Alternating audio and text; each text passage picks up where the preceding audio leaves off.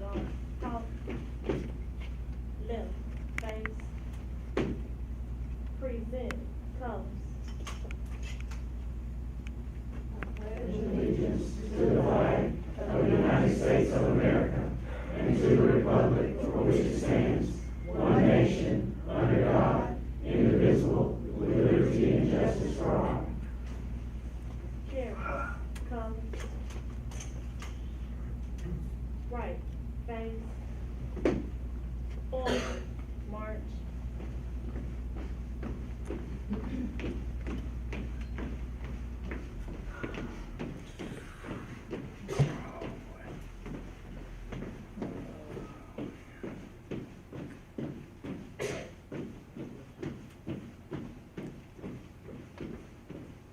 Oh God. Off. Order. Colors. Order. Arms. Forward. March.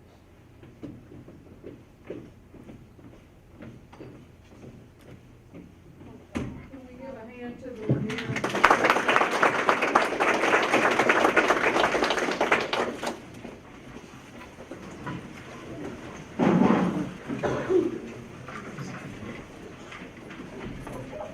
I can see we have a quorum tonight.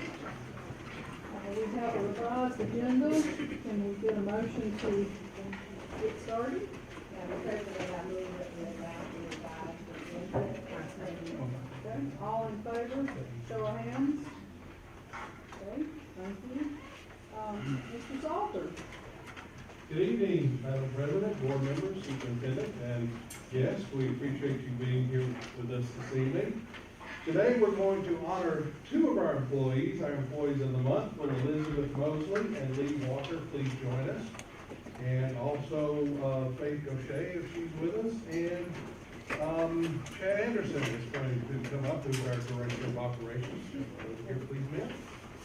Thank you. Every month, we honor two of our employees for their outstanding service, and today we're honoring a teacher and a support professional. Elizabeth Mosley has served as a library media specialist at McMillan International Academy since August of 2017. From sharing fun read-alouds, whatever that is, it sounds exciting, marker space activity, again, I have no idea what that is, but it sounds like fun, and with students during library time, to collaborating with teachers. Mrs. Mosley's love of children and learning shines through each day. Her principal, Faith Gaucher, says she is always looking for ways to make learning fun and engaging.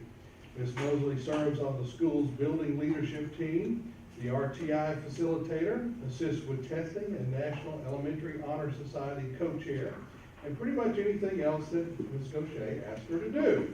But she does it all with an open heart and a smile. Congratulations, Ms. Mosley. Let's give her a big hand.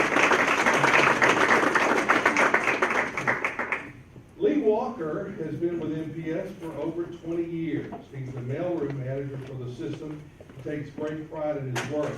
He always has a smile, a friendly hello, and wishes everyone he meets a great day. He also has been a minister for 25 years. He began as a children's minister and is now pastoring First Baptist Church at Pine Level and Prattville. His family is very important to him. He and his wife Terry have been married for over 25 years, and they have one daughter, Holland, who is daddy's girl, who graduated from the University of Alabama, is now pursuing her career in New York. And I can tell you, I've never seen Lee frustrated, even when I call him at 5 minutes before the time he's supposed to get off and say, hey, I need something to go out today. He's always got a smile. Lee and Elizabeth will receive a certificate suitable for framing and a $25 Target gift card courtesy of Baptist Health Systems. Please join the board in congratulating our two exceptional employees, Lee and Elizabeth.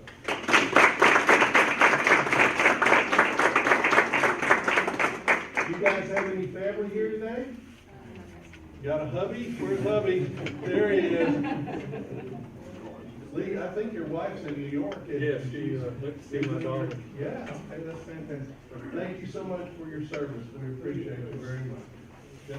Yeah, they're gonna have an article in the paper with their pictures. You didn't know that, did you? Okay, good. All right, fantastic. Thank you very much. Congratulations. Thank you. And finally today, Dr. Moore, we have, finally today, we want to recognize people who don't often get the pats on the back that they deserve, and that is our school board. Every year, our school board members work very hard. They also, just like our teachers and our staff, have to undergo training. And the AASB is the Alabama Association of School Boards. And in a former life, I actually worked for the School Board Association in the training department, and it is not easy. It's not just a matter of sitting and listening. You have to actually participate. And we have 5 of our board members who are getting some recognition today. Ms. Jana Bailey is receiving her Level 1 certificate. Let's give her a hand. Dr. Brenda Doremus Coleman gets her Level 1 and 2 certificate. Congratulations. Dr. Lisa Keith is going to get her Level 4 plaque, but you can't have it today. I'm sorry about that. They said you have to pick it up at the thing in December. But congratulations nonetheless. Claudia Mitchell gets her Level 1 and 2 certificate today. And finally, our board chair, Claire Wheel, gets her Level 1 and 2 certificate. It is not easy being a board member and making sure that they stay up to date on the latest information, both legal and in terms of making educational decisions as part of their work. And they've all done a very good job. I think, Ms. Fryers, you're like level 5,227 or something. Yeah, she's done all that she can. So thank you very much. Congratulations, board members.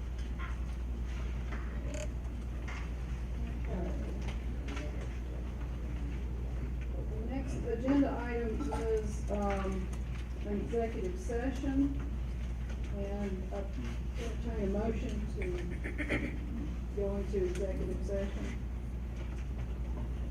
Madam President, I move that we go into executive session. Will there be any decision? No. Second. Okay. All in favor, with a show of hands, please. Okay. The board will go into executive session to discuss real property and good name and character. We should be in executive session approximately 20 minutes. During executive session, no votes will be taken.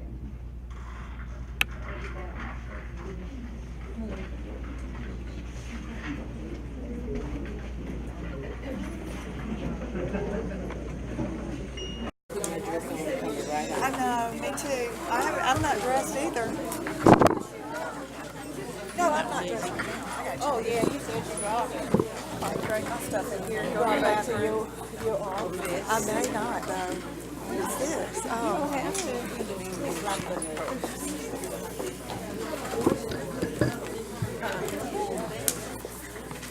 Okay, the executive session has been completed. No decisions were made during the meeting, and we will now reconvene the board meeting.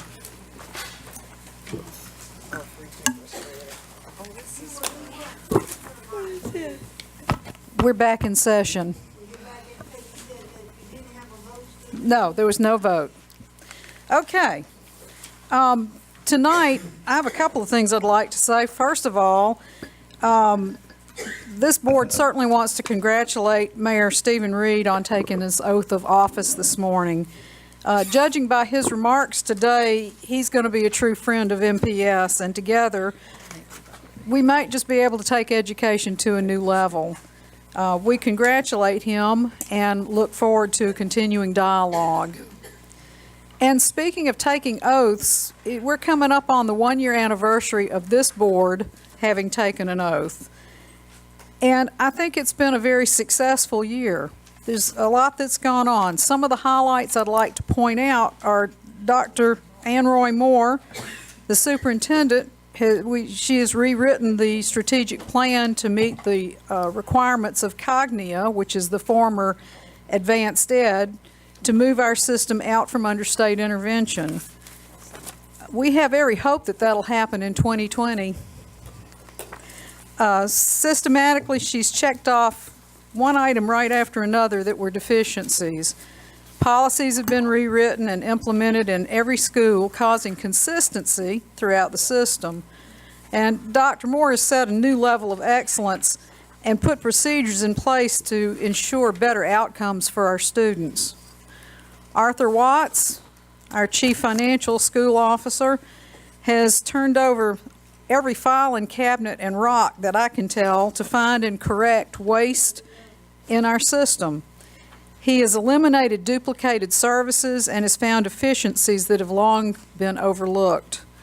Mr. Watts presented a balanced budget that was submitted to the state on time. Bernard Mitchell, yep, he's here, our Chief Academic Officer, has looked at curriculum from a learning experience as well as a teaching mechanism. Student improvement is his number 1 priority.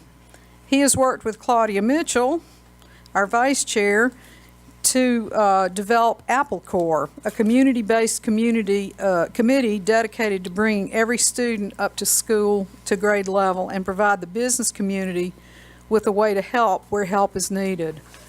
Chad Anderson, our Chief Operations Officer, has looked at every facility and its needs, prioritizing the over $200 million in deferred maintenance, and worked with a community-based committee that you'll hear from later to set priorities.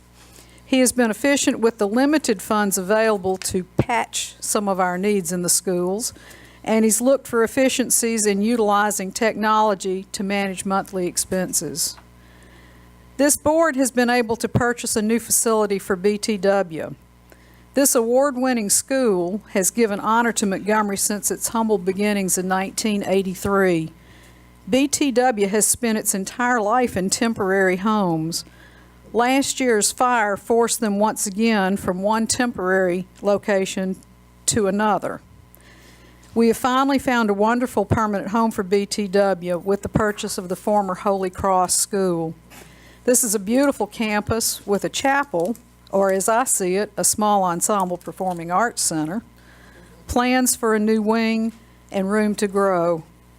There will eventually be a full-size performing arts center on campus. MPS has many challenges ahead, but we have made great strides in this past year. For the first time in more than 10 years, a balanced budget has been passed and submitted on time. We had to make some heart-wrenching decisions to get to that budget, but now that we're balanced, we can begin to grow again. It will take every citizen recognizing the importance of education to the future of our city to make this happen. There's an unprecedented need for local funding into our system. We are funded at the lowest rate allowed by state law. I find this unacceptable. For the sake of our city, adequate funding for our children's education must become a priority. It makes that much of a difference. Finally, it's my sincere hope that this board can make MPS a source of pride for every citizen. So please stay tuned. We're moving forward. And we are moving on to our scheduled public comments. Ms. Brown? And I think you know the rules. Do I need to read them tonight? You'll stay in line, won't you? Yes, I always do. Okay, tonight, good afternoon. I wanted to come and talk about some of the things that the public is talking about and want to be done.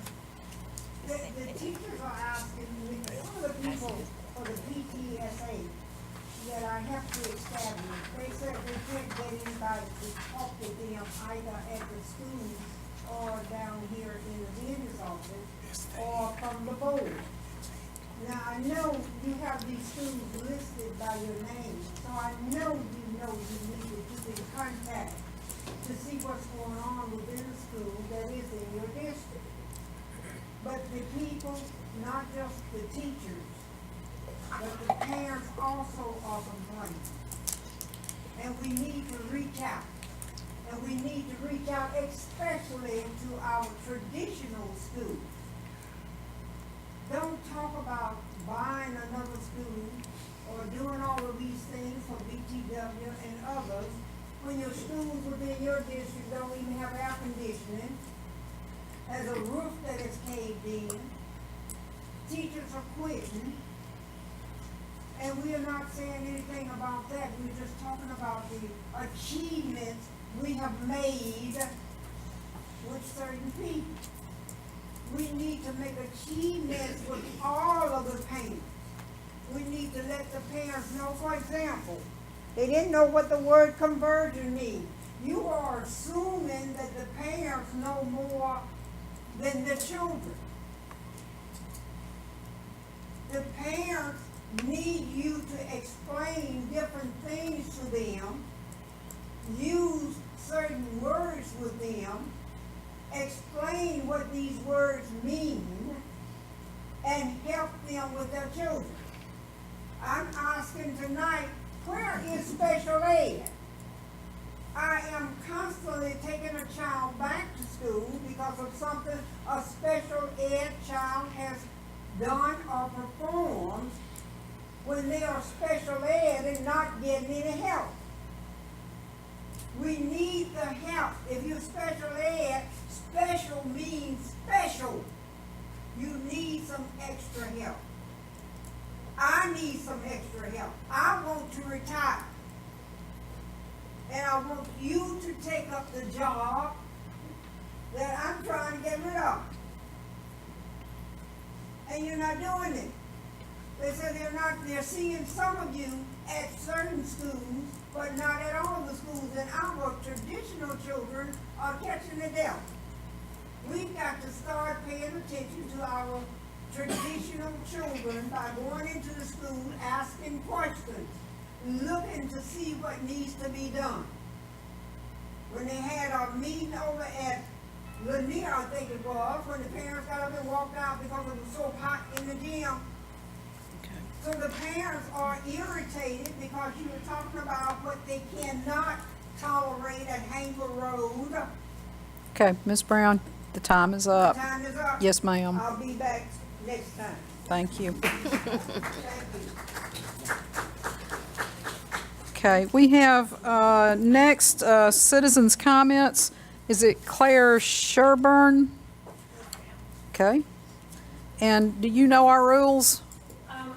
Okay, you have 3 minutes. You gave me 3 minutes. Yes, ma'am. I thought, when did you vote on 3? I should have had 5. When did you change? It's been So that I could tell the clerk was that also. it's been changed. It's been a while. When did you change? I don't know the date. Please. Good Did you evening. vote on it the day you were supposed to vote on it? I was here. and Miss I- Brown, Miss Brown. It's now her turn. I'll leave, but I'm gonna tell you what I said. I was here when you brought it up. Yes, ma'am. I don't want to ask you to leave, but I need you to give the floor now to Miss Sherburne. Y'all need to deal with the clerk. Good evening. My name is Claire Sherburne, and I'm with the Southern Poverty Law Center. I just want to raise a few concerns regarding the board's upcoming vote on the proposed contract with Montgomery Education Foundation. 9 months ago, this board voted on a proposed contract concerning 3 traditional public schools that MEF sought to convert to charter schools. 9 months ago, following tremendous public outcry, this board voted to deny the contract, citing questions and concerns with its content. The contract before the board today concerns the same 3 traditional public schools and the same charter operator, MEF.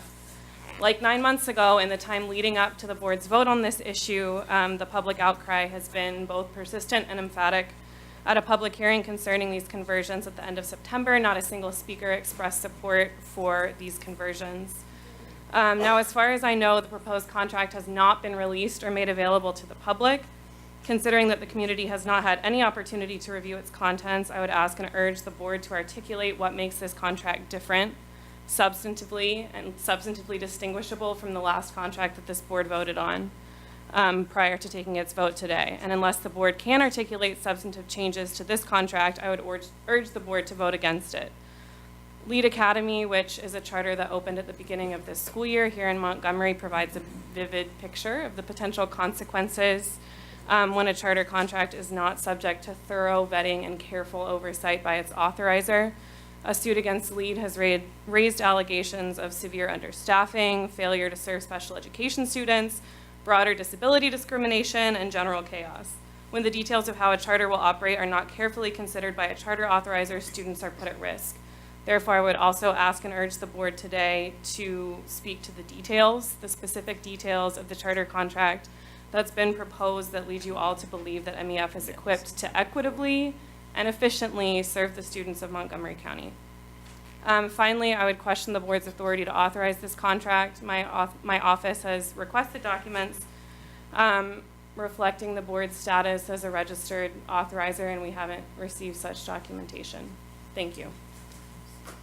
Okay.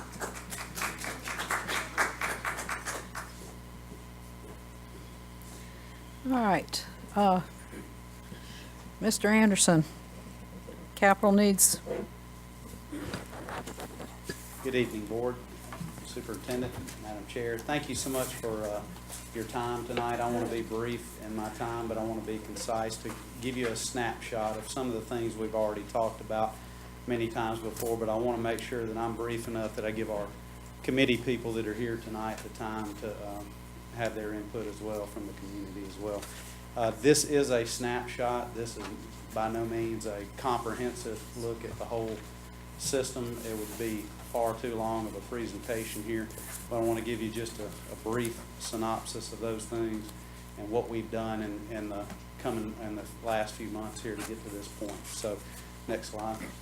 You'll see here with the Capital Needs Committee, there were members chosen from the community to your left there with a wide-ranging view of skills and knowledge, across the community spectrum, and of course our folks from our side of it, from the school side of it to your right there with board members and superintendent, myself, and CSFO Arthur Watts.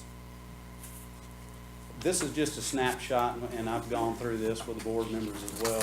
As far as our maintenance personnel, you can see there from the top, we have one mechanic in maintenance. We have 2 crews, a 3-man crew and a 4-man crew for grounds. Electrical, we have 1 person. HVAC, we had 2 level 5s, 1 level 3, and 2 level 2s. Construction, we have 1 person there. Preventative maintenance, we have 1 crew of 3 men and 1 crew of 4 men for preventative maintenance. And painting, flooring, we have 1 person there and 2 plumbers. So this is one of the reasons, a lot of the outsourcing that we have to do. There are some needs. There's one tonight that's going on at one of our schools that we had to go in on. We just do not have the manpower to take up some of these jobs, nor the equipment on some things, or the level of expertise when you're talking about HVACs to be able to handle some of the needs that arise throughout. But it's a very skeleton crew that prior to my time has been cut back over the years with maintenance, and that's pretty much indicative across operations with the different groups, logistics, security, and maintenance being the main ones with that. So that gives you a snapshot of what our maintenance is trying to do and keep up with these critical needs. Next slide. Yearly maintenance budget is based off of approximately $3.3 million that's allotted towards maintenance for supplies and services that we utilize. So that, you can see HVAC takes up a large majority of that, and the reason being for that is there are a lot of things that, 1, are out of our hands that we cannot control, and 2, when you have 5 men trying to keep up the different needs. And I think you'll see that from the pictures when we get to that point of what's going on there are some things that we just cannot take care of inside. The other side of it there, the green slice of it, is the roof repair replace. And you'll get a better snapshot of that when we talk about the 15 critical roofs on the next slide. But that's another large majority there that we spend a lot of time patching roofs and trying to put a Band-Aid on things because we just frankly don't have the money to replace everything like we need to at once. Again, when you patch a roof in some of these, they're at such a stage, just walking out there to patch that roof, you create another leak somewhere else. So there's some of these that are at this critical of a stage that we're trying to address. Fortunately, and again, you'll see in coming slides, ETF and the state have given us that money that we've been able to allocate a good bit of that to some of these critical needs. Plumbing is a smaller slice there, and then electrical is one with one electrician that we outsource a great deal of on there. Next slide, please. This critical roof analysis, this is the top 15 roofs that would be in order of the 15 roofs. And I've broken these out into phases that you see here, phase 1, phase 2, phase 3, phase 4. Again, if you have a roof failure that's in phase 2, it would move to phase 1. You would get that done as quickly as possible, but just budgeting and allocating these things, if we had the money, if we had $12 million, this is how we would phase it in. And this was done with retrospect of what the architect that works with us in our roofing, his guidance. I mean, he's been with our roofs for 20 plus years, so he knows each and every one of the schools here at Montgomery very, very well. And through his analysis of where we are with the different roof warranties, where they're going out, and then also what's critical, this is where he kind of gauged things and putting things in order of these different phases. Again, it's a very fluid thing. A phase 4 could turn into a phase 1 tomorrow if something were to fail. So next slide. Just some snapshots you can kind of see from around the district. Your picture to the left there, that's some of the stuff that Train's going in and helping us take care of. That's an intake off of what you'd see, similar to what's up here with the vents there that at one of our schools that they have cleaned off. And that's what they're in the process of getting to every school, taking care of these things.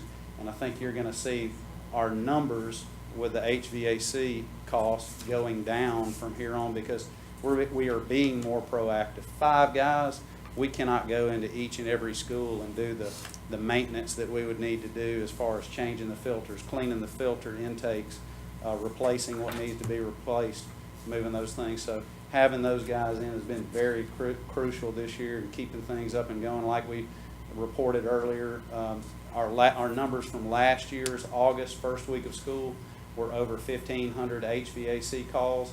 This year it was 93. So that can tell you where we're going with that and getting better with those things. As you move along there, you see broken down window units. Those are being replaced as quickly as possible as budget allows. You have a outdated boiler system there. That's typical of what's going on at Jeff Davis and what's on the slate. You'll see from another slide where we are with Jeff Davis's boiler system there. We're trying to replace those as quickly as possible with those things to make sure we don't have a critical shutdown. And then you have the typical rooftop system there to your right that's rusted out and getting to a point where it's going to need to be replaced. When you see something like this, these ACs are 20 plus years old. Next slide.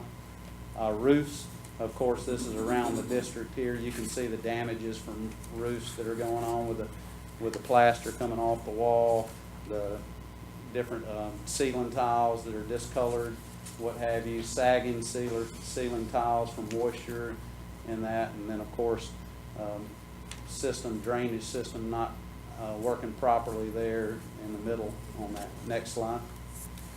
And then just more of the same with that. Next slide.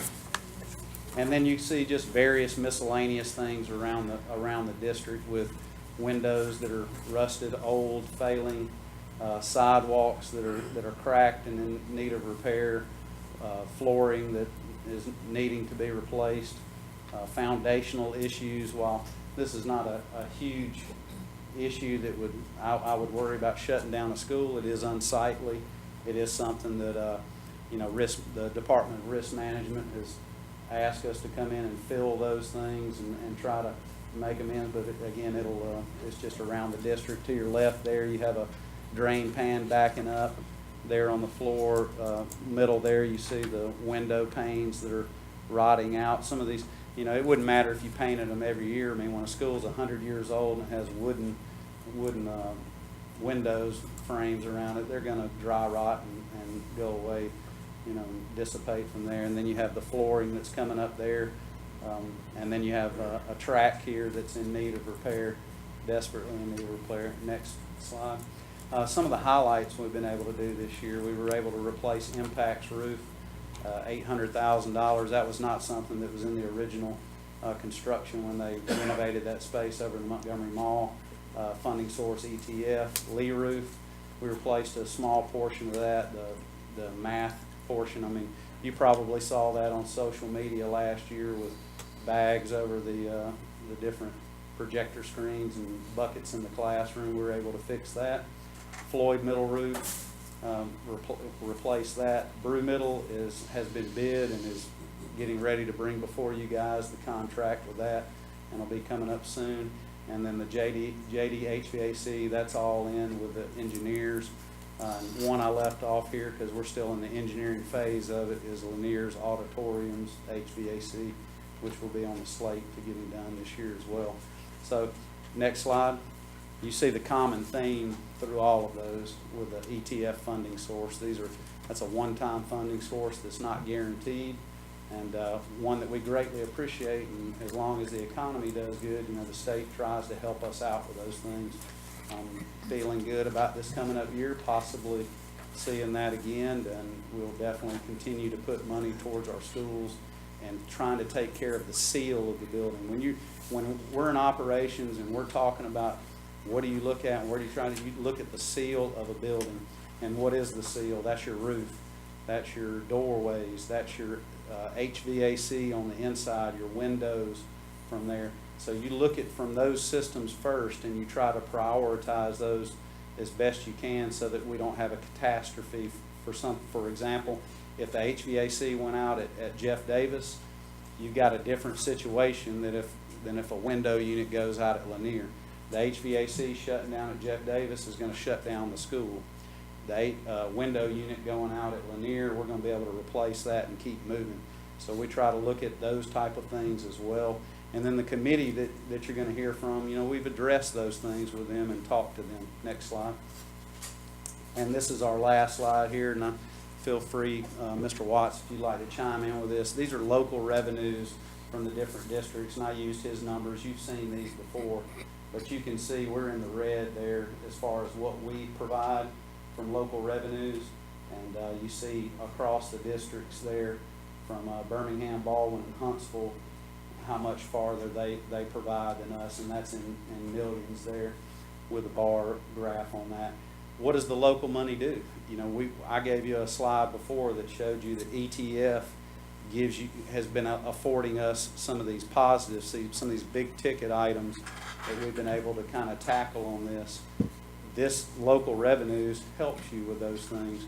The state provides a small portion of capital outlay. Most of our capital outlay has been allocated towards debt service. And what is debt service? Well, when we built Park Crossing or Carver or these different newer schools, we bonded that money and we've allocated our debts, our capital outlay to help take care of some of those things. So most of our money, our capital outlay has been tied up in that. So where do we make up operations? From a lot of these local revenues. And I'll let Mr. Watts, if you'd like to chime in on that. Thank you, Madam President. This slide states a lot. If we look at Montgomery Public Schools at $56 to $57 million, and we look at Huntsville City Schools at $103 million, Birmingham City Schools at $99 million, we see that those school districts provide almost double what Montgomery Public Schools provide as it relates to local revenues. Now, what does that mean? Well, the first thing I want to point out is that both Birmingham City Schools and Huntsville City Schools have about 5,000 to 6,000 fewer students than Montgomery Public Schools. So you have two districts that have 5,000 to 6,000 fewer students than Montgomery Public Schools, but at the same time, their local revenues is almost $50 million more than Montgomery Public Schools. So it means that, you know, we have our work cut out for us as it relates to truly and equitably funding education here in Montgomery. Mr. Anderson just talked about the ETF funds. Yes, we're very, very thankful to the state of Alabama, to our state legislature, for appropriating those funds for education. But the main thing he stated about those, that they are not guaranteed.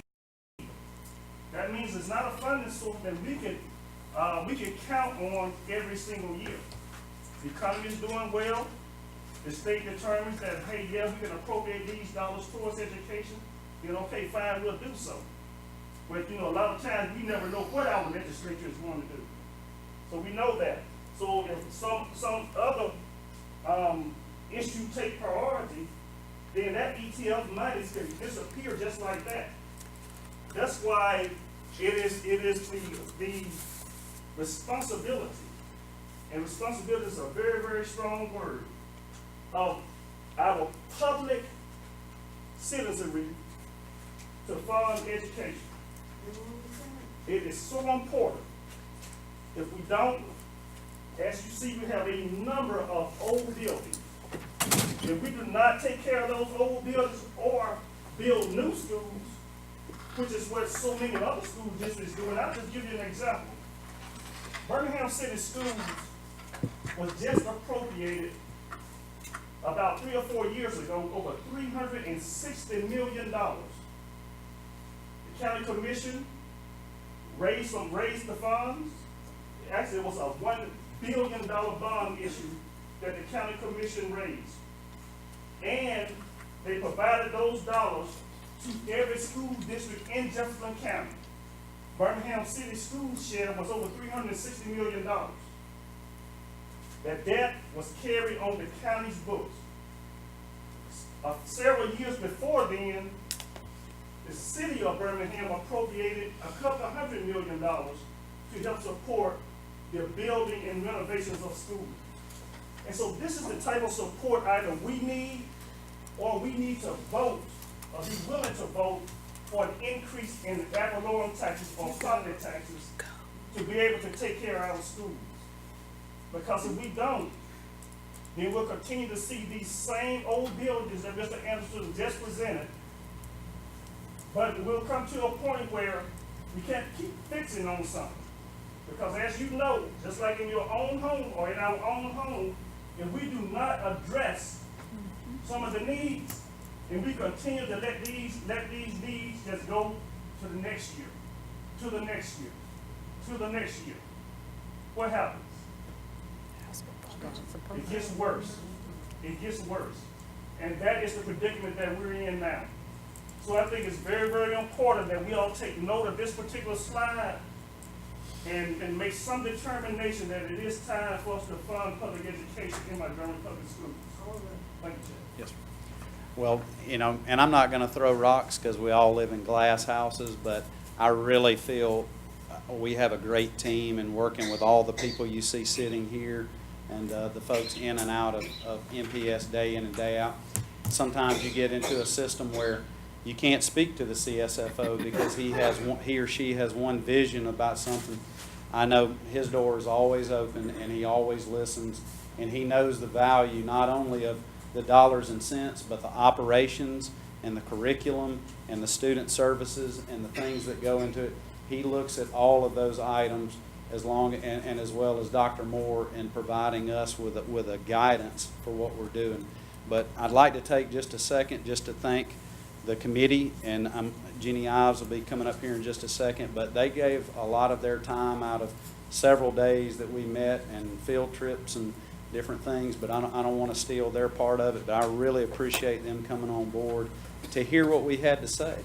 And again, we don't throw rocks. We all live in glass houses. We're here for the kids, and we're here to do better for them and our staffs that work in these schools and the public. We're a representation of all of that, and we're going to continue to work for those things. So I'll turn it over to Ms. Ives.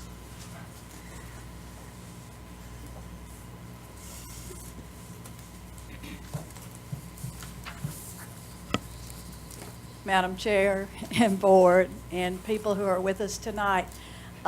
This is going to sound, after you've seen what you've seen, a little bit crazy, but we really do thank you for the opportunity to be here tonight and to be able to represent the public, because I think all too often the public's been left out, sort of left in the dark about the needs of the schools. But before I get started, what I'd like to do is introduce or just ask the people on the committee to stand and be recognized, because we have worked really hard. So if you guys will please stand, I'd appreciate it.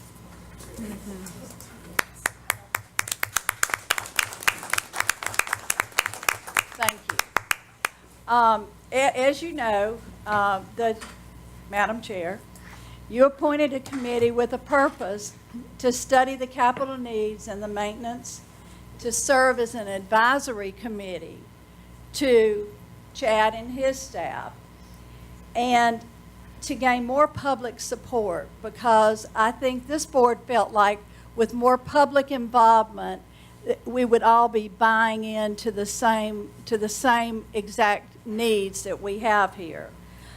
This group, we've met 4 times.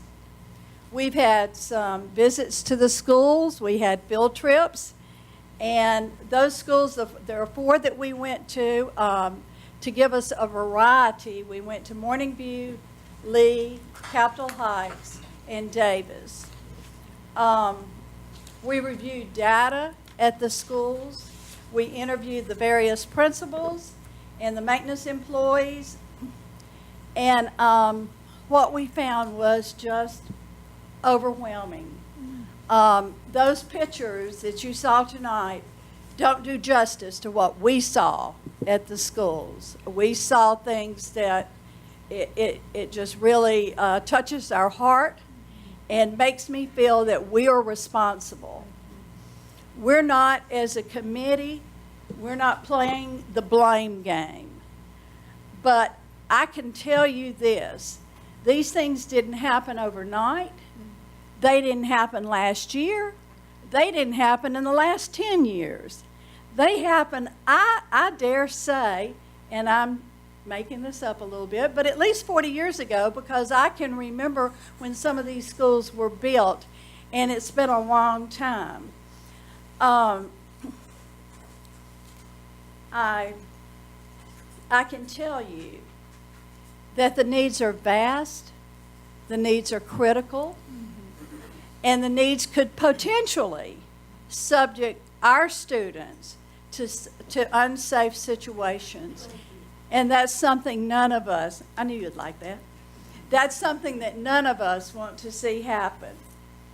What we do know as a committee, and I sincerely mean this with all my heart, is we are committed to these students, we're committed to the community, we're committed to helping Chad and his group.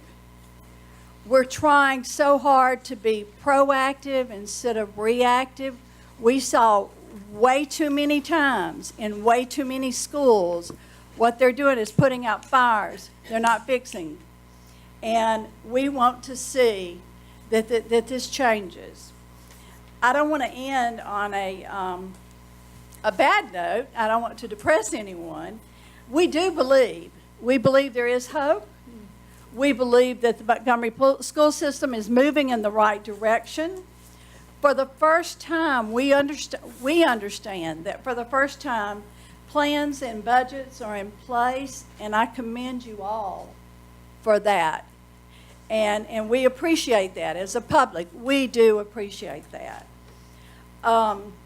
We know it can't happen overnight, but we do believe that if we move in a more planful and organized manner, that we will be able to provide the buildings that these children deserve and they need. And they need our support.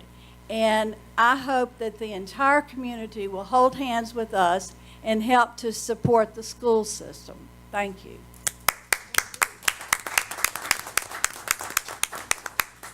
We appreciate so much your service on this committee, and my hope and understanding is that it will continue. This committee has a vital role to play here. Can I ask a question? Just curious. Were any of the schools, the pictures in the slide, where's Chad? Were any of the magnet schools, the inside pictures or anything? And did y'all visit any magnet schools? So what is the I'm sorry. What is the difference when they have maintenance problems? Because I know they're not in new schools. I mean, so many of them. Is it priority to go to the magnet schools first or to clean out their filters first? I'm just curious about. Ma'am, it's based on, like the filter stuff, the different things they're trying, they've got it on a system and they've done it by like areas and districts. So they'll go to a certain portion first and work in that proximity to get those done instead of ping ponging and bouncing across.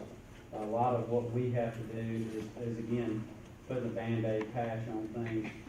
It's very difficult to go out and plan things with just the budget that we have, because that really only allows us to basically operate, not really plan these things out. The highlights that we posted, we would not have been able to do any of those things had it not been for the ETF money that we received from the state.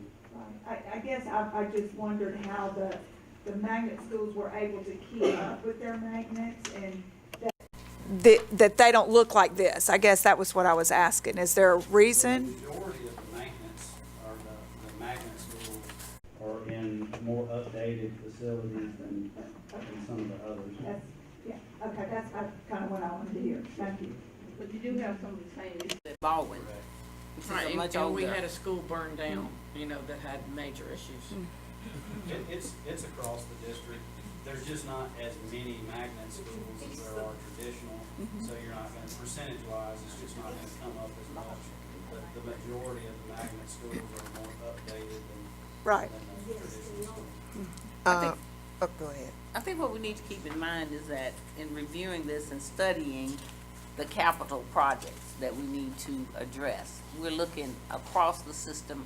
You were just given 4 examples tonight, but when they look at it, they look at the entire school district to make some decisions, and they have to prioritize because the amount of money we have does not give us enough to take care of everything.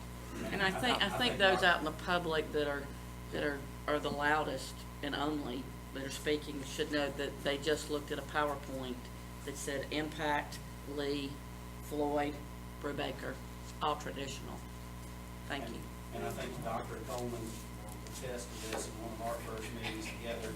I charged her with making sure, helping us, because working in the system, you can kind of just, you hear somebody screaming and you go that way.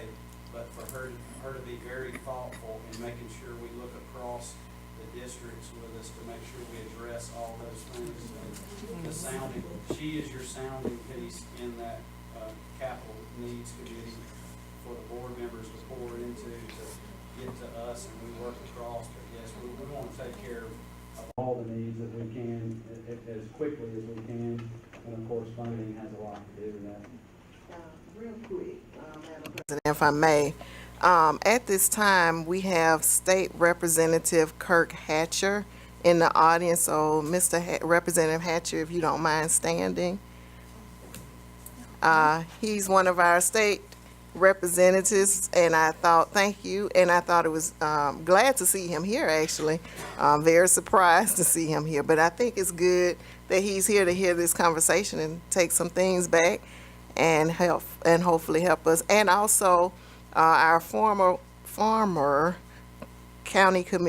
city councilman Fred Bell in the front, on the front row. So another surprise, but I saw them out there and thought that we should just kind of recognize them. And now to my question. It's about a train. Is it that, I was looking at the picture of where you said how they go out and they're fixing a lot of these things. We are purchasing the things to be fixed, or is it something that's part of the contract? I always wanted to know that. The contract that they do is preventative maintenance. Preventative, okay. That's what you saw there with the intake.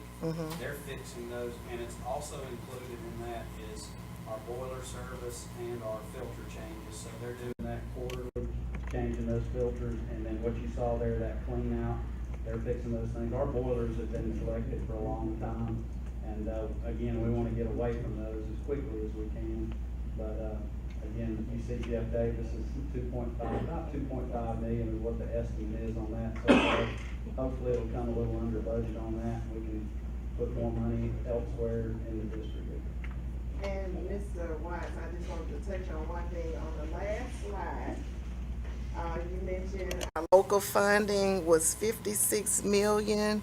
And the public should know that some of that is what I call a match fund, kind of, sort of, where we give to the foundation. So it is, Out of that $56 million, about 26 or $27 million is what is called a local match, which means in order to receive state foundation dollars or dollars from the state, we have to basically put up a portion of our local dollars in order to participate in the state's funding source. Therefore, when we take that $56 million and subtract out $27 or $28 million as the local match, then that only leaves us $27 or $28 million, to focus on all of these other needs. So although our local revenues is $56 million, a local match makes up about $27 or $28 million. Therefore, we only have about $28 million, to address all of these other needs, personnel and so many other things that we have to pay for. Okay. Any other questions? Mr. Watts, I'm going to have you move along to our financials.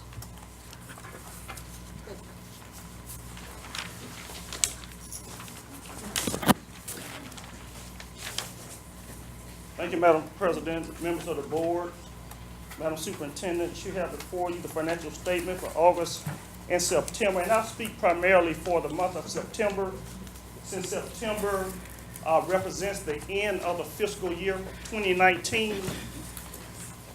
And I'd like to just give a brief synopsis of where we started the year and how we ended the year. As you know, we ended fiscal year 2018 with about a $21 million fund balance. We projected for fiscal year 2019 a reduction in that fund balance of almost $11 million.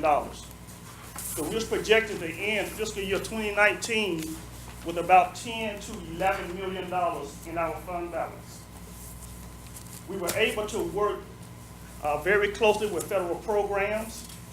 We worked very closely with our district leadership, and we even talked about, and we did, reduce some of our departmental budgets. And because we did all of that, we ended fiscal year 2019 with a $20 million fund balance. Now, of that $20 million fund balance, we had reserve funds, or these are open purchase orders or obligations, of about $4.8 million. So these were purchase orders. So if I were to subtract that $4.8 million of purchase orders or obligations from the $20 million, that left us with about a $15.2 million unreserved fund balance. However, I will say that within that $4.8 million reserved fund balance or open purchase orders, over $2 million of those purchase orders were 2020 purchase orders for textbooks. So those were funds that are allocated for textbooks. So really, we ended the year with an unreserved fund balance of 15.2, but really was 17.2 because $2 million of the purchase orders or 2020 purchase orders, because we had to go ahead and purchase the textbooks before September 30th. So many of the textbooks that Mr. Mitchell and his people purchased were from our 2019 monies, but it was for monies for 2020, if that makes any sense. So we ended fiscal year 2019 with about a 15.2, or I would say about $17.2 million fund balance. And again, we had projected to end the year with about $10 to $11 million. But again, because we used our federal programs very strategically, and we were able to reduce some of our departmental budgets, that provided us an opportunity to recognize a higher fund balance. Madam President. Thank you. Appreciate that. Thank you, Mr. Watts. Awesome. Okay, any questions for Mr. Watts? That's awesome. Thank you, sir. Outstanding job.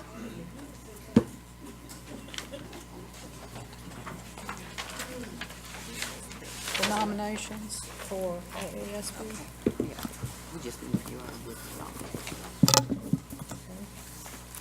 All right, so at this point, we need some nominations for the 2019 AASB Delegate Assembly. How many do we have here? 5. We have 5. And one alternate. 5 and 1 alternate. We'll write them down when you. Okay. Yep. So, do we have any nominations for that, or any volunteers? Shall I just have some straws? All right, who, I'll do it. Okay. Well, we didn't do it last year, Yeah, so I wasn't, I'm going, I'll be there. okay, Jana, I'll do it. okay. Anybody else want to? I'll be glad to be one of them. Claire. 4, I do one. and there we have it. There you go. Okay. One alternate. Well done. No, I take it back. She's going to. I think so too. She was a delegate last year, but she needs to do it again. All right, so Brenda and Mary, will you be the alternate then? Yes, Okay, be happy to. okay. Lisa, you're scot-free. You sure, Okay. Lisa, we can't give it to you? All right, next up, we have information about the conversion charter school contract. Okay, so we've spent a great deal of time going over the application and trying to put together the contract so that it meets as much as possible the letter of the law, and then also benefits both the applicant and the school district. So Ms. Hatch is here tonight. If you have any questions or concerns about it, we'll probably help each other out with the answers as much as we possibly can. And also the people over here on this side helped in going through and deciphering all the different pieces that go with this. Madam President, I read this so to my eyes start, crossing. And I think we need to do something. We need a change. We need to try something different because we've been doing the same thing over and over again and expecting different results. My only concern, and I have voiced this, that I am not in favor of approving a contract for 3 schools. Lead Academy was the poster boy for not doing it right.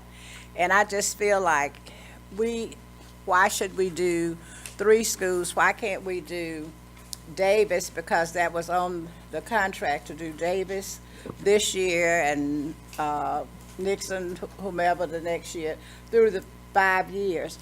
But I just have a problem with not knowing whether this is going to work. I know we need a situation where we will get some discipline and control and in a school and that type of thing. But what I'm most concerned about is thinking about signing a contract with 3 schools when we don't know what the outcome is going to be for one. That is my concern.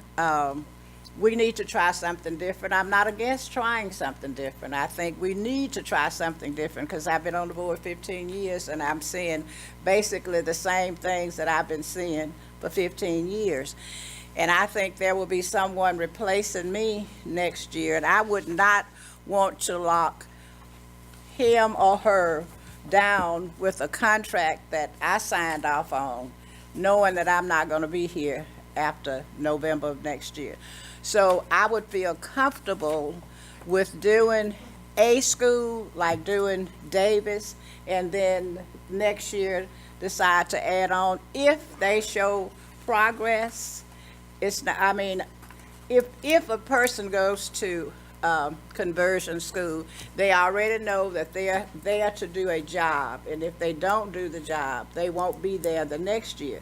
So I feel that when they recruit for Davis, they would recruit with that in mind, knowing that you're here to prove a point. And if that point is not proven, because all of the things that went wrong with Lead Academy, and I know that's a standalone standalone charter, but conversion school, you still have input as MPS board members. But I just have heartburn about turning over 3 schools to anybody, and I'm not overly joyed with the leadership. And I know that's hard to say, you know, because I don't know the person that they're going to be using, and they had some issues at Lead. I just think we need to really, you know, we didn't get this for like several days, you know. It really takes a good week to do this kind of thing. And I know some things have been changed, and I know that you all have done due diligence with a lot of this, but I don't see turning over 3 schools to anybody at this point. And if I may chime in just real quick, and it will just be about the paper. This,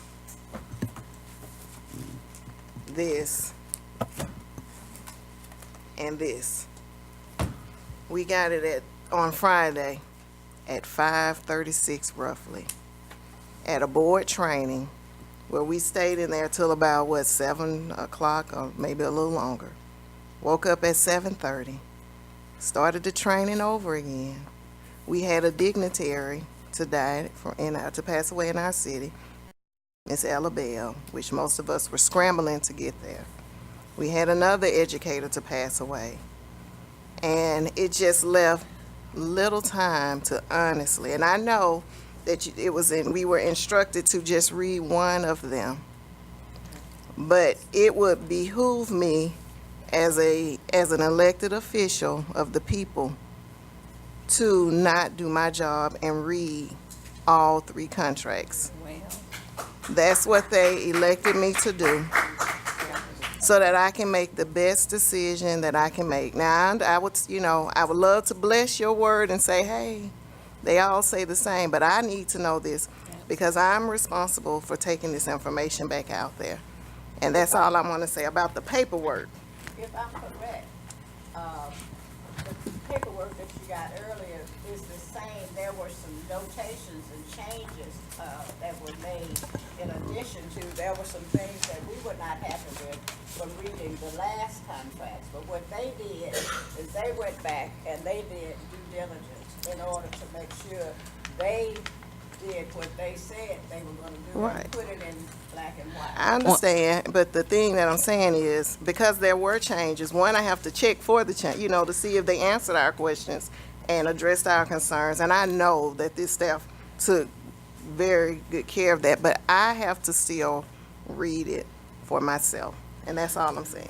Well, and I will add that I saw what I called minor changes, and I apologize, Madam Chair. I apologize for if I repeat some of the things that have been said, but I had to write myself some notes because I had so many things going on in my head. The young lady that spoke, and I apologize, I didn't remember the name. I'm going to learn it before the night is over, but the young lady from Southern Poverty Law Center and my colleague here have said some things that you'll hear again as I go through this. But respectfully, I would like to know why we're being pressured yet again to rush through contracts that we have not been given appropriate notice and time to read and digest. Yes, last winter, my colleagues and I heard, the pleas to have questions answered and time to digest what I was calling voluminous documents and materials that we had received. The response to concerns have been minimal. The concerns of the board, the concerns of the public. The public face of MEF happens to be 2 people that I have gotten to know and I find to be decent human beings. But we still have some concerns about what might happen with the children in our community. We, again, as I said, and has been demonstrated, been given these volumes to read and review with no work session. I took, with the limited time as was described, last year's contract and this year's contract, and I only saw editorial changes. And if there were others, they'll be in my notes as we continue to discuss. Information provided in the for information session, and it looks like we didn't really get any. That's what I was hoping, that the speaker would come up and I'd be able to talk and ask questions from any new information that would be provided. But we should not be given information in an information session and then be asked to turn around and vote on that information without having the opportunity to actually delve into what it is we're supposed to be looking at. Yes, we did have several months. I thought 8 months, but someone said 9, to go through those old documents, and we did. But with all of the questions and concerns that were brought up, I was hoping to see some changes in the new contracts, and the changes that I found were dates because of the calendar, editorial changes, spacing, and things of that sort. So I would just like to know, other than the 60-day requirement, why we are being rushed to make these decisions without respectfully being given the opportunity to do our, as my colleague said, our due diligence. And this is not about me, but I was a little bit offended to be told, oh, you only have to read one. If we're going to be good stewards and live up to our public trust, I think we are required to read each and every contract and know what it says. I don't think there's anyone sitting here who would sign a contract without knowing what's in it. Okay, so I will attempt to address some of this. Number one, the idea of reading one is because they all say pretty much the same thing. So you can take page 1 out of all 4 of them and put them side by side, and you would only need to read the one page because they all say. But now you can compare them to make sure, by doing that. But what we attempted to do was to give you a note that said, look at these pages, these are the differences. Because when we looked at all 4 of them, based on what the law requires and based on the application, which has been approved, then we had to make sure that the application also is a part of what we say in the contract. So whatever they say in the application is what we have to make sure we cover in the contract. So we weren't saying don't read all 4 of them, we're just saying they are pretty much the same. So if you read one, you pretty much have read all of them. What But, if you want I to check. did with the following 3 was, we started with Davis, and we found the word Davis and replaced it with Nixon and printed, and that was your second contract, and the third. So they all are the same. The differences are the starting dates for this 2021, and then the name of the schools. Those are the only things that are different from contract to contract. Yeah. So, and again, to address your other questions, when you look at the contract, you'll see what happens to the children. It's zoned, sort of a request, and so all of the schools are zoned, and so we made sure that we protected that zoning in the contract so that if you live in the zone, you're guaranteed a place in the school. One of my main concerns. Yes, ma'am. I did see that had changed. That was something that because not all of them are in my district, so I have to look at it with the fine-tooth comb. Understandable. It affects the children in my district. Okay, understand. But I was concerned about the fact that, they're in that zone and they could. Yeah, as long as they live in that zone, then they are guaranteed a spot. As a matter of fact, we ask that they also reserve an additional 20 slots, I believe, for any kid who might move into the zone after school starts. We didn't want the same thing that happened with Matt Miller. Remember that situation? Which I was not here, but yeah, okay. Okay, so, I want to address the question or the concern about being rushed. Sorry, I apologize for that, but, from the day of the approval of the application to the point of getting the contract approved, we have about 60 days to make all of that happen, including going back in and massaging it or whatever. I have given it to you a little bit early in case we needed an additional number of days. How many days do we have left in the 60? I About, think we have about 5 or 6 more days. so we have a few more days Maybe left 22nd. in the window of 60.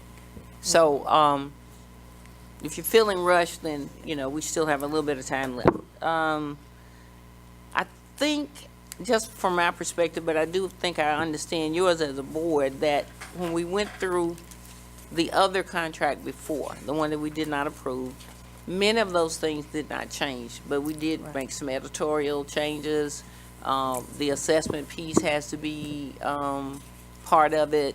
The finances, we'll be able to keep a certain portion off the top, because unlike a startup school, charter school, conversion, the system has to make sure that certain things are still done according to the rules. Federal programs, CNP, all of those things, because it's conversion, special needs, all that. So all that's covered under the same umbrella that we covered under for the children who still remain in the traditional school. In a startup school, they're pretty much treated as an independent school, so they get all of their funding and resources directly to them from the state, and so the school system has no oversight of anything. That's not true of conversion. We are still somewhat involved in making sure that that money and all those things are spent correctly. So that's part of the contract. So conversion, I believe our children are still counted as part of our role. They're funded, they receive their state allocation based on the number of children who are enrolled in the school. So there's a big difference between a conversion and a startup.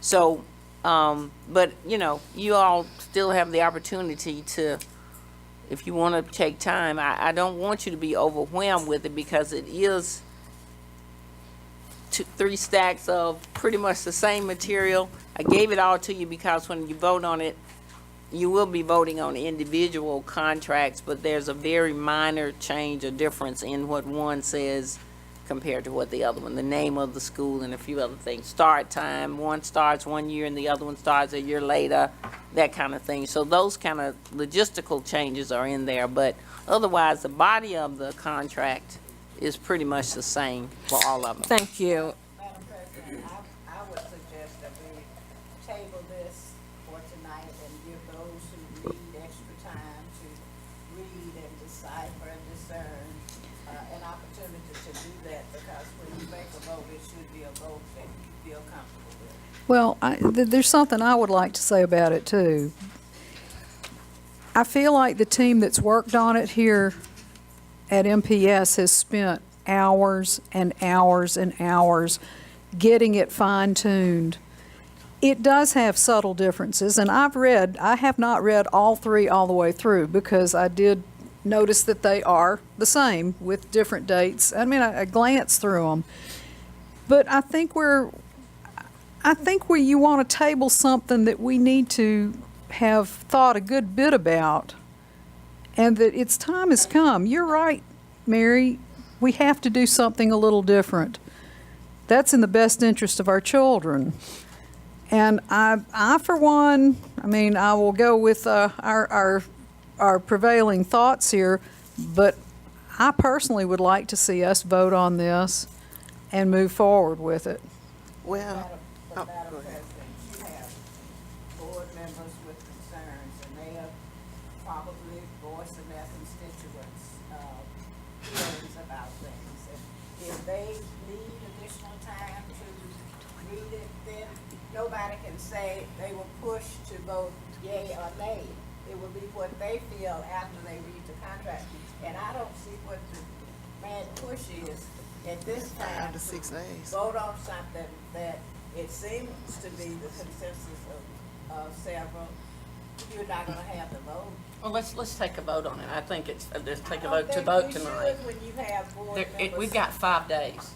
I mean, and What 5 you mean days, 5 it's days? Tuesday. They just told us we have 5 days. It's the 22nd, then you include the weekends and So- everything. So I'm like, then take a vote. We could have a to special take a call. vote. You know, because I agree with our president. I think we should go ahead with the vote. Well, that's going to come up. These were the That's on the same agenda. things that they said last time. It's, hello, we haven't had enough time. Well, And we had Well, one it's a minute. contract No, and- it's 9 months. Madam Chair, Go ahead.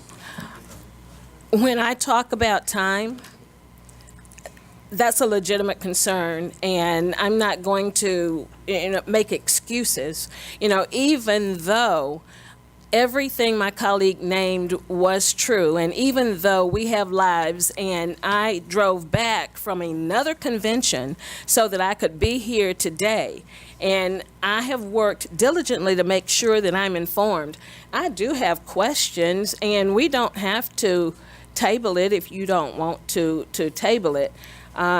There's somewhere I would have loved to have been at 7 o'clock, and I don't want my questions to take up the time, but this is my job. This is what you all put me here for, so I will sit here with you if necessary, as long as you want me to go through the questions and concerns. As a matter of fact, I did write some kudos. I loved some of the attachments that were provided to give us more detailed information. I looked at the mission-specific measures. I thought that was a good addition. The information about the chronic absenteeism. There were things that were added that looked good. But those areas where I still had concerns, And, I wanted to be able to ask during the information session about those things. For example, the contract refers to MCBOE. When I think of the Montgomery County Board of Education, I think of this body. Does this document reference this board or the central office leadership staff when it says MCBOE? For monitoring and, for instance, it says the MCBOE will monitor. Yeah. Is Well, that, You're the governing board, but we do the work. We do the legwork. okay, But you're the so governing board. who can request data? That means if we want data on the conversion school, we come through you and you go and get that data. Who can visit facilities and observe?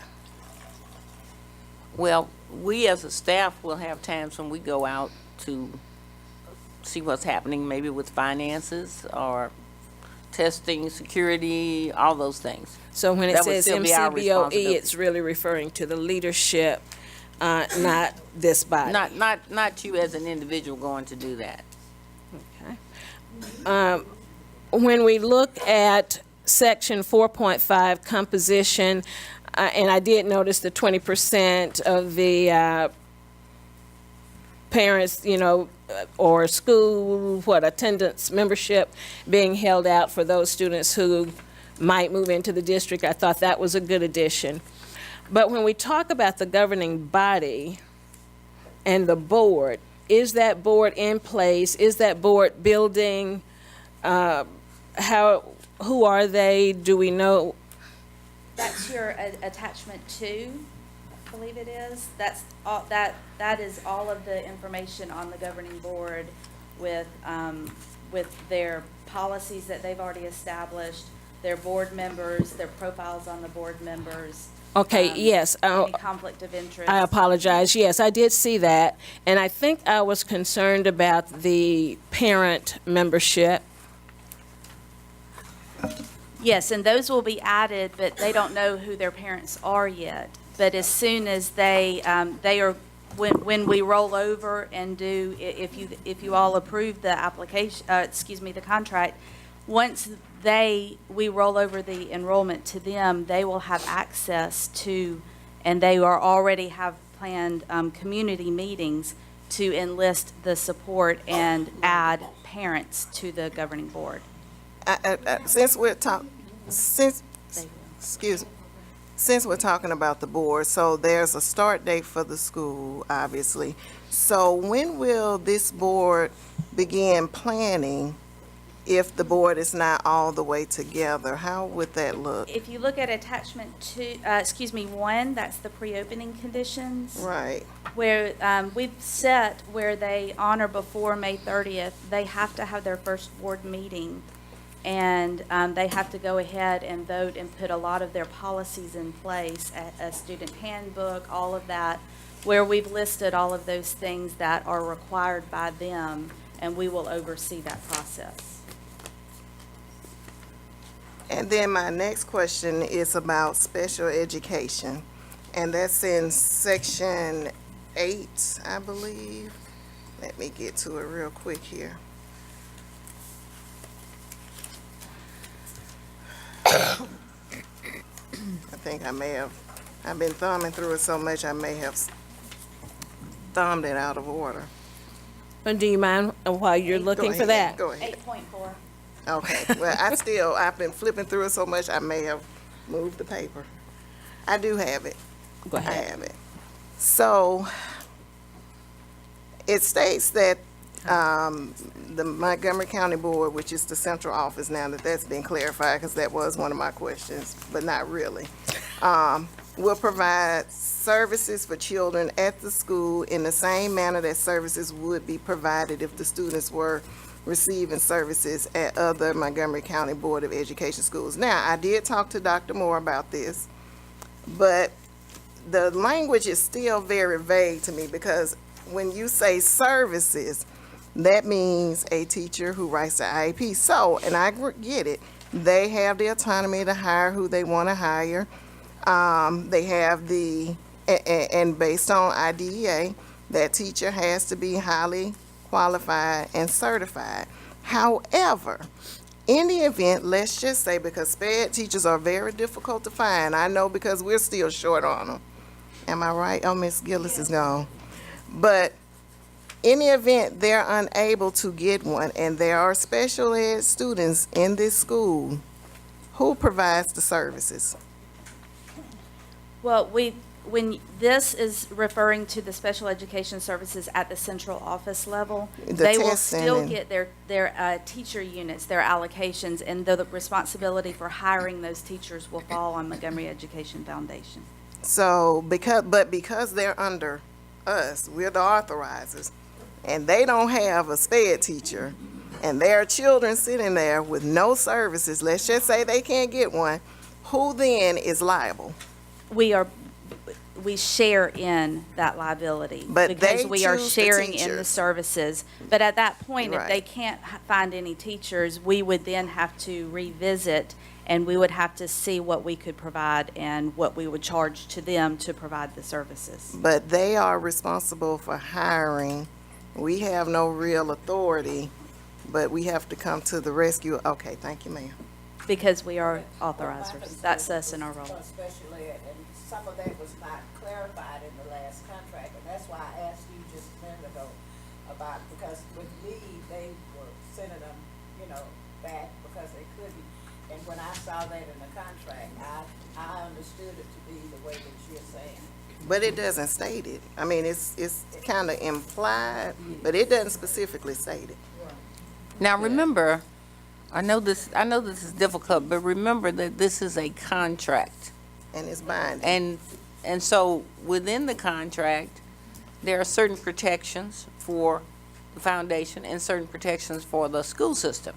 So that if the foundation cannot honor their end of the contract, then we have the ability as an authorizer to make some changes. That's how the contract is written. So it's not that anyone who had a conversion contract has carte blanche to do whatever. Right. We write the contract so that under certain circumstances, we can step in and deal with whatever that issue happens to be. And over time, if those issues are not cleared up, then we have the ability as an authorizer to withdraw the contract or terminate the contract. And that's the difference between conversion and startup. Yes, ma'am.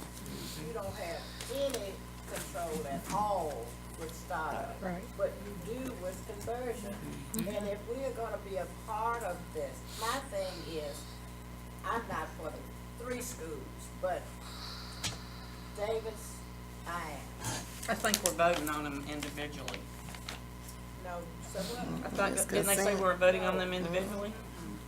Somebody did So tonight. the implementation, let's talk about that. The implementation piece, you are voting on all the contracts, but the implementation is 1 year at a time. So one school, then another school, then another school. So if the first school is not handled properly, then you have the ability as a board through a recommendation from the superintendent to stop the charter or ask him to make some. Why take that chance? Why can't we do Davis, if we approve this, if the votes are here to approve it? Why just not do Davis, give them a chance to prove what they can or cannot do? My issue is not about whether we have Conversions or not, charters or not have them. Mine is, I don't feel comfortable giving authority to Foundation. MEF for 3 schools. That's just beyond my imagination. Well, the one thing that I think we have a little control because they are not bam, bam, bam. It's not 3 in 1 year. It's 1 the first year. And, you know, if that, you know, but from their point of view, I will say this, I think it would be very difficult for them to get their provider to agree to just 1 school. But Well, and that's a totally different story. but that's not our problem.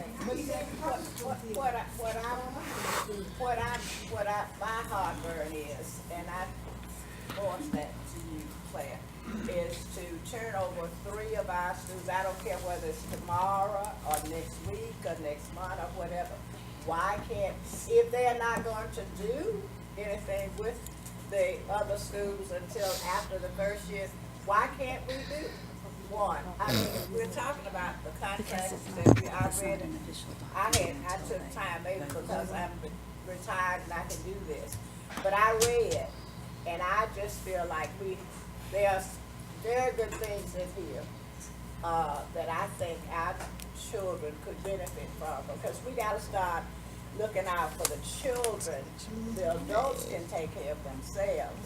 And we need to do what we need to do to move these students from point A to point B, and we have not done that in some of the situations. So I don't know whether the conversation is about not having conversion schools or Making sure waiting we're getting until the we best. read and reread. I mean, none of us are speed readers, but I mean, if you have basically the same thing in each because I took sheet by sheet, and there were certain things that I was looking for that I mentioned in our meeting that I wanted you and Kim to look at, and you all did that. So I'm here, but I'm not here when it comes to 3. I'm here for 1, but not for 3. So If I may, Jana was next. kind of reassure you with that concern, because we also had that very same concern. We made several changes in additions to the pre-opening conditions, which is a very important piece in this, it's attachment 1. And we added in a caveat that if the second school, the opening of that depends on the success of the previous school. So we kind of put that insurance in, we built that in for us. If they are not succeeding and they are not doing well and they are not meeting the standard, then they cannot open the second school, and thus they cannot open the third school. So we tried to protect that by putting that in the pre-opening conditions to ensure that 1 is successful before we go ahead and allow them to do the second one. And that should, I think, I mean, that is a huge change that y'all made that you didn't have before, that is very clear, I think, to everybody up here. It basically says you're getting 1, and if they're not successful, they're not moving to the next one. And I think you said it real loud and clear. I heard it. I think Jan? part of the, one last thing, I think part of the little bit of maybe confusion or maybe discomfort has to do with the fact that when the application was made, it was made for a feeder pattern. I would not suggest that for future reference that we go for a feeder pattern, that we do one school at a time. But the original application, which started several years ago, was applied under the idea of having a feeder pattern. And who? That's why we have gone through the steps I'm of doing a just- contract Janice for a next. pattern as opposed to one. Janice next. Can I just insert, do you mind? Just Janice one- next. No, I asked her if it was okay. She said it was okay. Just to kind of expound on one thing you just said. You said it was put in effect years ago by whom? Who? Well, I would say, I mean, before I became superintendent, the application process had already started, and it was for a feeder pattern. And who started it? And I'm assuming that it started under intervention and The State Department. State Department, and then we became an authorizer. And so when we became an authorizer, the school system became an authorizer for that piece of that application that had asked for a feeder pattern. That's why we gave you 3 rather than And one. that was the conversation in the community, led by the mayor at the time, because I kept hearing him say feeder pattern, feeder pattern. So that's where you heard that when it first came about, but it did not come from this board.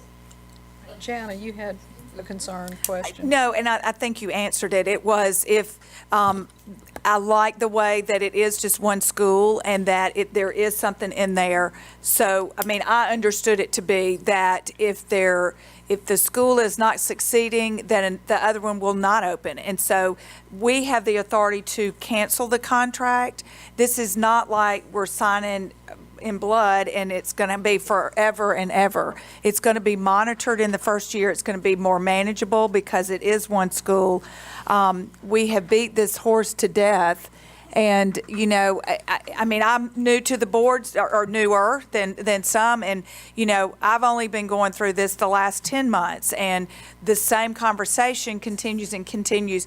I don't know what else I need from you or from MEF. I mean, we have been presented, we got the information, we've had 9 months to discuss and learn about it, and, you know, I'm with Lisa. I think we need to vote on it unless, now, you know, I got all night. I mean, if I can get some coffee delivered in, yeah, I will too. And, you know, we get coffee brought in, I'm good to stay. And if that's a concern, I know Brenda, you said that you had a lot of concerns and questions. I mean, let's put them out here. I mean, you know. Oh, yeah, and I put most of them out. The one about the money, I decided I didn't want to deal with because, as you all have said, a lot of things have been made very clear, and I think I just wanted to ensure that it was vocalized, you know, and this is not a question, it's just a comment, but the part where it says that we are responsible, Montgomery County Board of Education is responsible for transportation, CNP, and all of these different things. And we get, I think, with just 3 schools, something like 3%, and I'm going to use the term kickback or withholding. No, it's a withholding. It's a withholding. But that's not to take care of the transportation and CNP. That's another part. That's another. We will that's also for us to withhold be able funds to for have oversight. transportation, CNP, special ed. We will also withhold funds for that because we are providing those services. So instead of the money going straight to MEF, we keep that because we are providing for maintenance for all of that. We keep that money, and then they get the remainder, minus the 3%. Which is what we're doing anyway. I mean, it's. Nothing The changes. kids, in my understanding, it's seamless for a conversion, and that's what makes it different. It's that you can't say, we don't want you to come to our school because you're blind or something. You know, it's the districts, it's what they're zoned. And so, and what Mary said, I mean, how many times do we need to say, what we're doing is not working? I mean, what have we got to lose here? Nothing. Well, may I and We're I'll, losing the children, we're trying to keep them. That's right. well, the state of Alabama is shrinking overall, honestly. But what I wanted to add is, I'm not saying that there is not a need. Clearly, there is a need to really try some things that will be innovative, that will address some of our district needs. In our training that we had over the weekend, I was very pleased to see the growth that the schools and the gains that they were making. But one of my things is, parents are frustrated, and I get it. They are. They want quality education, and I think someone alluded to it 40 years ago. Some things were probably put in place that set up this day. And we are here. But as an educator and a mom with children in the school system, I would want the best that we can offer any child. So if we're not doing it, then at least let us get the best. So that's what the question is for. It's not, I know that, it's the same thing, and we've had it for 9 months, 8 months, what have you. But my responsibility, and I'm just talking about me, is to make sure that I am voting on something that's better than what we have to offer. So, I just want to say that in my reading, I was pleased to see that as a Board of Education, I highlighted these rights that we have, and that was a problem for me. And we have the right for oversight and enforcement. So Montgomery County Board of Education, we have the authority to go in there and see what's happening. We have a right to review, and which gives us oversight. We have a right to request that information. Yes, we do have that right to request that information from our leadership. Yes, definitely from our leadership. And we can, working together, try to solve some of our problems and do what's best for our students. And we can do that by working with MEF.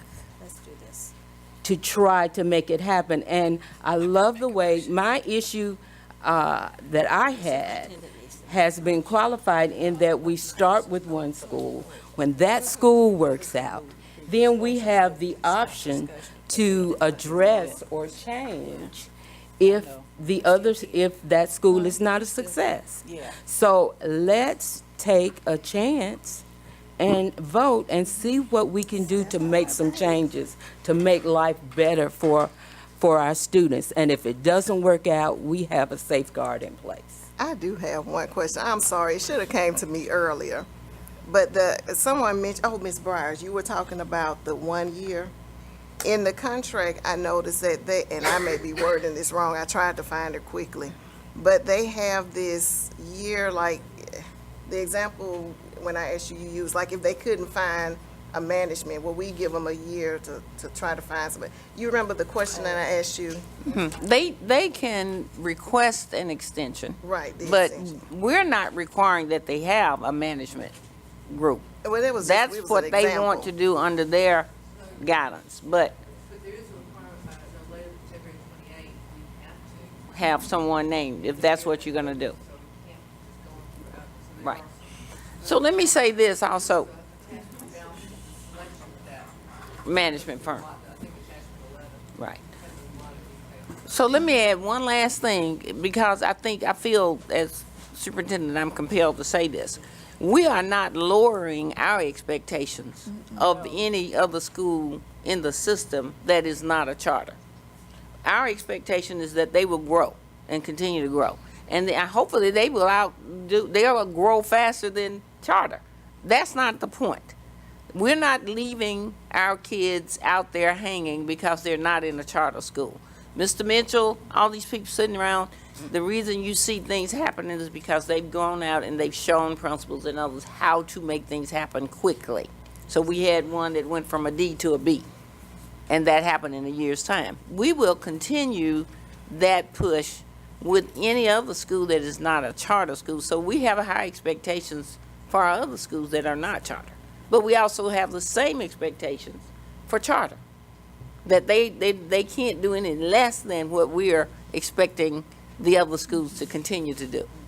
And I think all of that's covered in your contract, so that when we see it's not happening in the amount of time that it should be happening in, or if the money's not allocated the correct way, or anything like that, then we have the ability in this contract to say, y'all need to get this straight quickly, or else we're gonna do this, that, or the other. And then you as a board get to, based on the superintendent's recommendation, you can terminate it or not extend it or whatever else it is that the contract stipulates. And one other question, I told you, I said I know I hadn't asked them all, because I did try to ask her everything before I got here.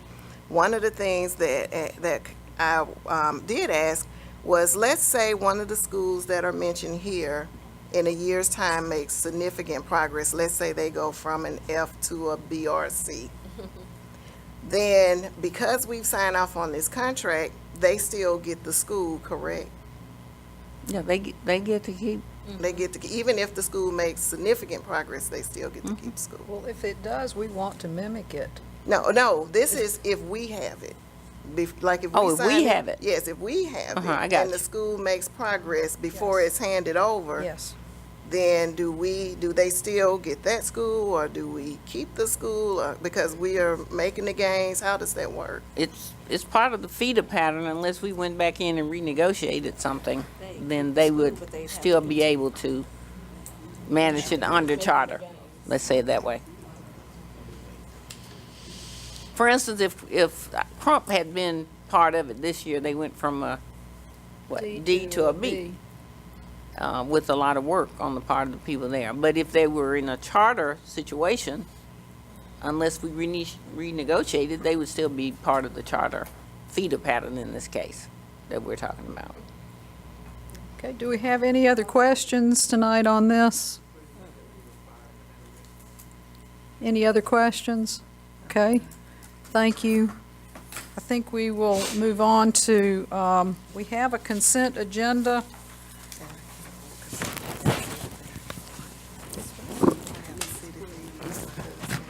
Is it number four? If everybody noticed, there is a notice to pull number 4 in the personnel report certified. Everybody saw that. Okay, Dr. Moore. Okay, I recommend approval of the consent agenda. Madam President, I move to hold agenda item E to be considered separately or separate from the consent agenda, including pulling number 4 from the personnel report certified. Okay, so there's a motion to vote on the consent agenda less item E as a separate agenda item and including pulling number 4. Yes. Is there a second? Okay. Is there any discussion? All in favor of accepting the superintendent's recommendation, please signify by a show of hands. Okay, thank you. And then we have a recommendation for Okay. I recommend approval of the MEF conversion charter school contracts. We're going to put an S on Tracts, contracts. Madam President, I make a motion that we accept the superintendent's recommendation to, for the MEF conversion charter school contract. I'll second it. Okay. Any other discussion? All in favor, please show a show of hands. And opposed? Okay, and 1 abstention. Okay, that motion passes. Our next meeting is Tuesday, December the motion carries, thank you, with 5 to 1 with 1 abstention. Okay? I think 1 abstention. 1 abstention. 1 abstention. Okay. Our next meeting is Tuesday, December the 10th at 5 o'clock, and we are adjourned.